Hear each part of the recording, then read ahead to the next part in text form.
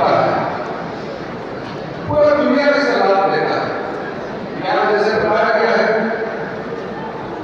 इस वक्त कई सारे स्टूडेंट्स और बोर्ड एरिया से भी है, अरुणाचल प्रदेश से भी है, और हिमालय क्षेत्र से, लद्दाख से, जम्मू कश्मीर का एरिया से लेकर हिमाचल प्रदेश और उत्तराखंड, सिक्किम, दार्जिलिंग और अरुणाचल के अलावा और भी है, कई लोग यहाँ शिक्षा प्राप्त करते हैं।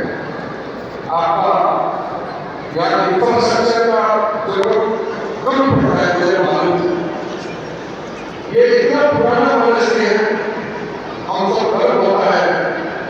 1416 जब आचार्य रंजन ने इसका एस्टैब्लिश किया था, आचार्य रंजन ये गौतम का बहुत बड़ा डिसाइपल रहा है, और 416 के बाद यूनिवर्सिटी जब आगे बढ़ा है तो हजारों लोगों ने यहाँ से नॉलेज प्राप्त किया है। और आज भी आप सिर्फ हिंदुस्तान में ही नहीं, इंडिया से बाहर मंगोलिया, चाइना से भी, south Korea, Taiwan, Vietnam, America से भी और हमारे जितने धर्मगुरु हैं, जिन्होंने टीचर्स है, स्कॉलर्स है, मैं आपको दिल के गहराइयों से आपको अभिनंदन करता हूँ, आपको वंदन करता हूँ, आपको धन्यवाद देता हूँ। आपने इतना शिक्षा, बुद्ध का शिक्षा अपने दुनिया को बांटा। Presence of His Holiness Dalai Lama and all evidence of various sects and the lamas present here, I feel it is a perfect occasion to celebrate the birth anniversary of His Holiness Dalai Lama and also pray for his good health. For His Holiness Dalai Lama is the most loved personality, most revered soul today alive in this world. It is fortunate that in our time we are able to feel His presence and we are getting the benefits of His blessings and guidance. I thank the Prabhu Nozri University for this special occasion to celebrate non-sectarial scholars seminar, and in this opening inaugural ceremony, the vast gathering of all the Buddhist monks, nuns, in the presence of great teachers, I think this seminar is going to be extremely useful and also it will be path-breaking for all of us. मैं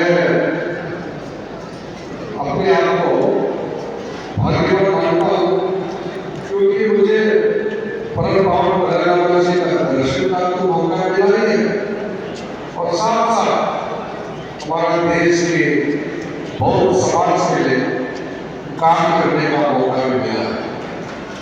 आपको मालूम है Baba Saheb doctor Bhimrao Ambedkar 1951 में law minister पद से इस्तीफा दिया, और बाबा साहब भीमराव अम्बेडकर छोड़ने के बाद 71 ईयर्स तक हमारे देश में कोई बहुत समाज से कोई कैबिनेट मिनिस्टर बनने का मौका नहीं मिला। अम्बेडकर साहब के बाद कई बहुत नेता आए, समाज में काम किया, मगर कैबिनेट में स्थान नहीं मिला। नरेंद्र मोदी जी प्रधानमंत्री बनने के बाद मुझे उनके टीम में काम करने का मौका मिला, और 2021 में मुझे इस देश का कानून मंत्री बनाया। पहली बार जो एक पद बाबा साहब अम्बेडकर ग्रहण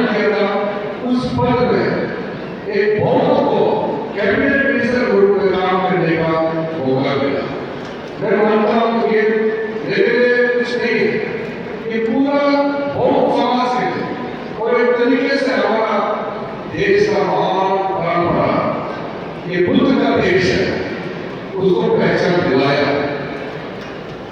नरेंद्र मोदी जी जब यूनाइटेड नेशन गए और यूनाइटेड नेशन में प्रधानमंत्री के तौर पर वहां का संदेश देने का मौका मिला, तो सबसे बहुत मूल्यवान बात जो मोदी जी ने कहा है वो हम सबको याद रखना चाहिए कि अशोक सम्राट के बाद कई सम्राट आए और बुद्ध धर्म हिंदुस्तान का स्टेट रिलीजन था।